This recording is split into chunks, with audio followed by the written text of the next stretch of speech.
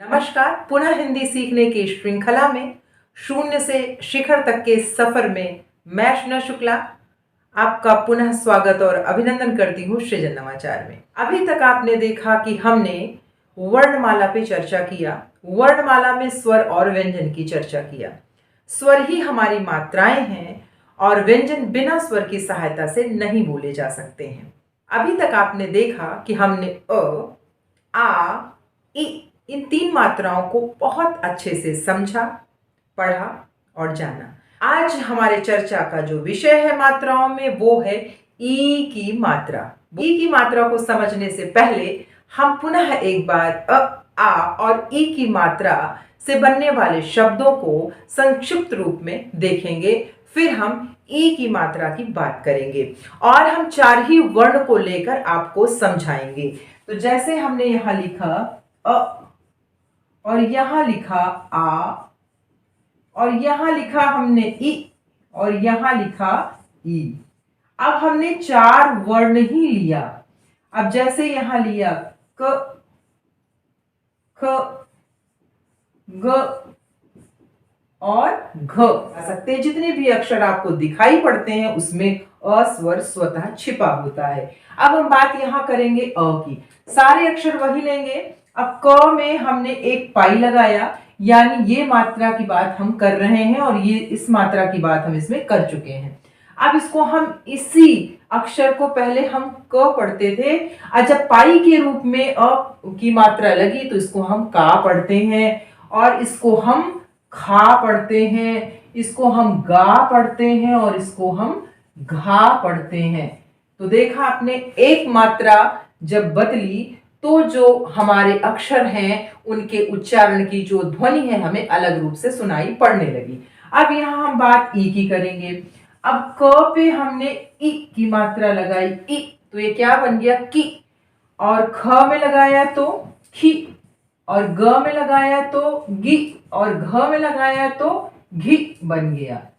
जिस मात्रा को इसके पहले वाले वीडियो में हमने बहुत अच्छे तरीके से समझ लिया। अब यहाँ ई की बात करना है। देखिए दोनों में अंतर देखिए। अब हमने क में ई की मात्रा लगाया तो की में बदल गई,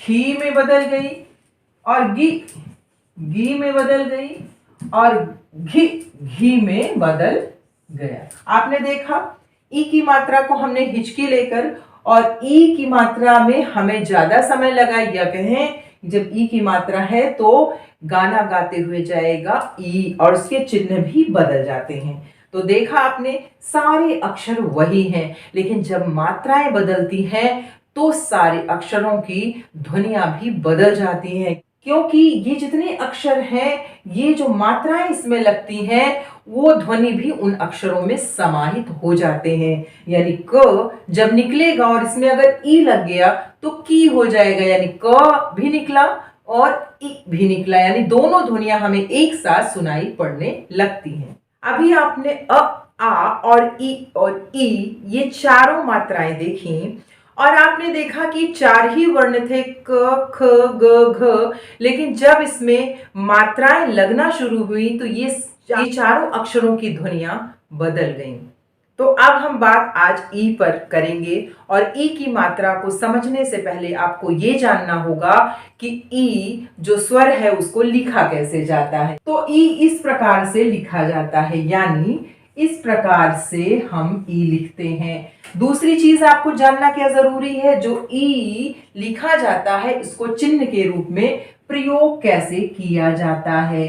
तो इसको हम सीधी तरफ, यानी जो वर्ण है उसके सीधी तरफ लगाकर प्रयोग करते हैं। जैसे क है और क में हम जब सीधी तरफ ये मात्रा लगाते हैं, यानी ई की मात्रा लगाते हैं, तो क को की पढ़ा जाता है की। ध्यान आपको क्या रखना, जब ई बोलिए तो यहां पर देखिए ई इस तरह से होगा, लेकिन जब ई बोलेंगे तो ये हमारा बाहर की तरफ हल्का सा निकलते हुए दिखाई पड़ेगा, या कहिए श्वास बाहर की तरफ फेंकता है।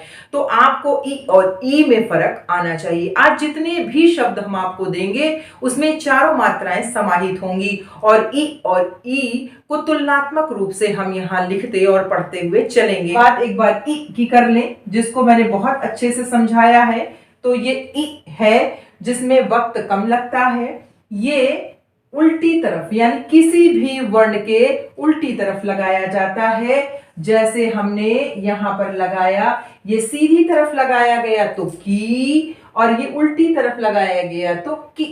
अब इसके उच्चारण में देखिए आपको कितने अच्छे से समझ में आएगा। जब हम ई बोलते हैं, धीरे से बोलें या तेज से बोलें, ई, तो इसमें गाना गाते हुए बोलते हैं, लेकिन जब हम ई की बात करते हैं तो हमारा पेट अंदर जाता है और हमें खिंचकी लेते हुए बोलते हैं। दोनों मात्राओं में यही फर्क है। जब मात्राएं बदल जाती हैं तो अर्थ का अनर्थ हो जाता है, इसलिए सारी मात्राओं को हमको बहुत बारीकी से समझना चाहिए। एक बार अगर हम मात्राओं को बहुत अच्छे से समझ लें तो जो हम गलतियां बार बार करते हैं वो गलतियां स्वतः वहीं समाप्त हो जाएंगी। चलिए हम कुछ शब्द लेकर आपको समझाते हुए चलते हैं। यहाँ पर हम 3 शब्द लिखेंगे, आप उसको पढ़कर देखिए कि यहाँ पर मैंने गलती कहाँ की है। एक शब्द मैंने लिखा, ये हमने क्या लिखा, आप इसको पढ़िए, आप इसे खिचड़ी पढ़ेंगे, लेकिन मैंने क्या लिखा, खिचड़ी। क्या ये सही है? अब मैंने यहाँ एक शब्द और लिया, खिलाड़ी, खिलाड़ी। अब देखिए क्या ये शब्द जो मैंने लिखा वो सही है? जब आप पढ़ेंगे इन मात्राओं में अंतर करना आपको आ जाएगा कि ई और ई कहाँ लगाया जाता है। इस प्रकार की जो गलतियां होती हैं वो नहीं होती हैं। यहाँ पर खी लगना है और हमने खी लगा दिया, खीचड़ी। और यहाँ खिलाड़ी और हमने क्या लगा दिया, खिलाड़ी। यानी जहां ई लगना चाहिए वहां ई लग गया, और जहां ई लगना चाहिए वहां ई लग गया। यही जो गलती हम करते हैं इसी को तो हमें समझना है। यहाँ पहला शब्द हम लेते हैं खिचड़ी। पहला शब्द क्या लेते हैं, खिचड़ी। आपको फिर वही करना है कि कितने अक्षर यहाँ आ रहे हैं, खिचड़ी, 3 तो आ ही रहे हैं। तो हमने यहाँ क्या लिख दिया, ख, और यहाँ च, और यहाँ ड़। अब हमने 3 अक्षर तो लिख ही दिए। अब बोलकर आप देखिए कि ख पे कौन सी मात्रा निकल रही है। तो आपने बोला खी, खी, तो क्या हुआ, आपको समझ में आ गया कि यहाँ ई की मात्रा लगेगी। फिर खीचड़ी, आप देखिए इससे 3 गुना समय लग रहा है ड़ी में, तो यहाँ पर ये मात्रा यानी ई की मात्रा, बड़ी ई की मात्रा यहाँ पर लगना है। दूसरा शब्द हम लेते हैं किलकारी। अब हमने क्या कि लकारी यानी 4 अक्षर तो है ही हैं, तो वो हमें लिखना है। लेकिन पहले आप अक्षर लिखिए पेंसिल से, तो हो गया किलकारी। अब इसमें आप पढ़ के देखिए, कल कर लिखा हुआ है। अब आपको समझना क्या है कि किलकारी में कौन सी मात्रा कहां पर लग रही है, बस इतना ध्यान देना है। पहले हमने बोला कि, तो समझ में आ गया कि यहां पर ई की मात्रा आ गई, कि ल,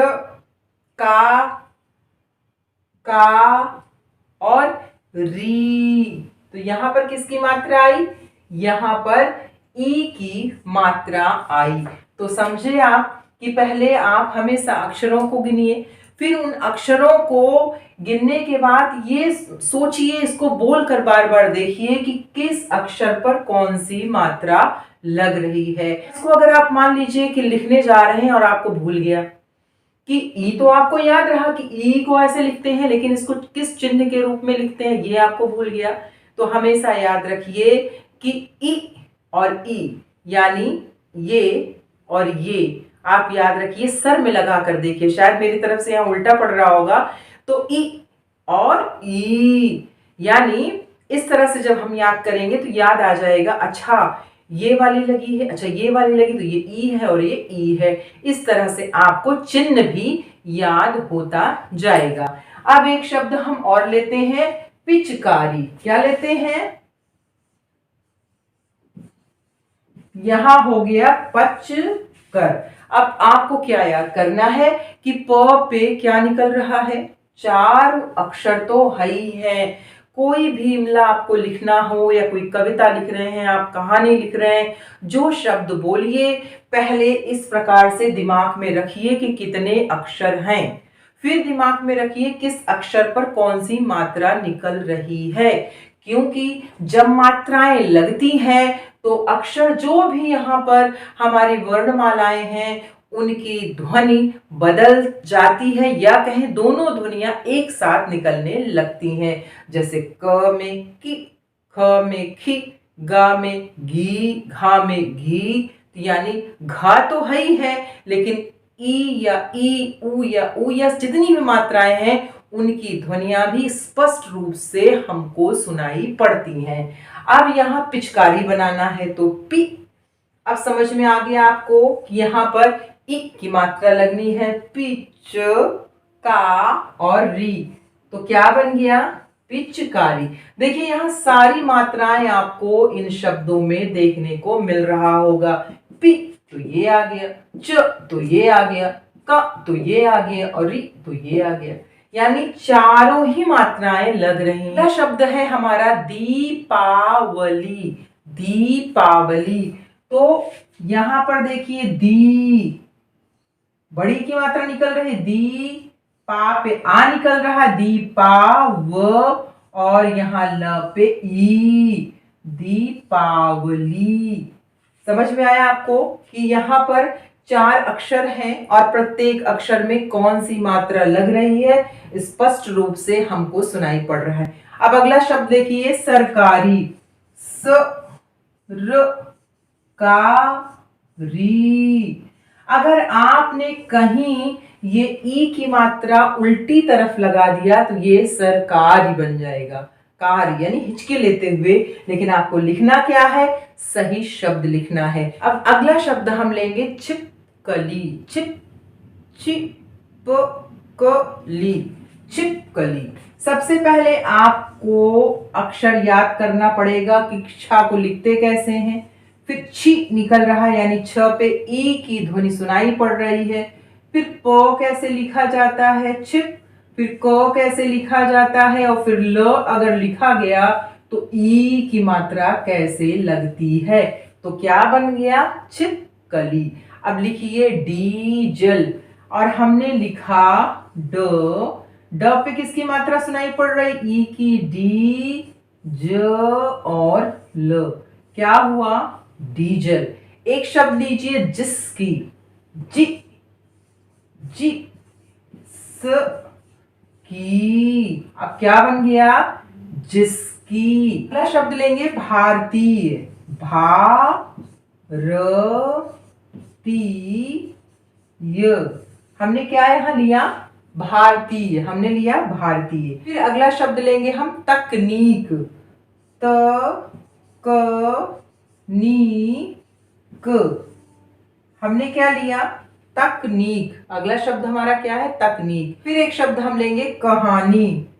क हा और नी। हमने क्या लिया? कहानी। इस प्रकार से एक दो शब्द हम आपको लेते हैं और उस शब्द में आपको हम समझाने की कोशिश करते हैं कि ई और ई जो छोटा सा अंतर है उसको समझने का प्रयास करिए। एक शब्द आप लीजिए कीमती, और ध्यान रखिए और पढ़ने का प्रयास करिए कि क्या मैंने उसको सही लिखा है। मैंने लिखा कि म ती।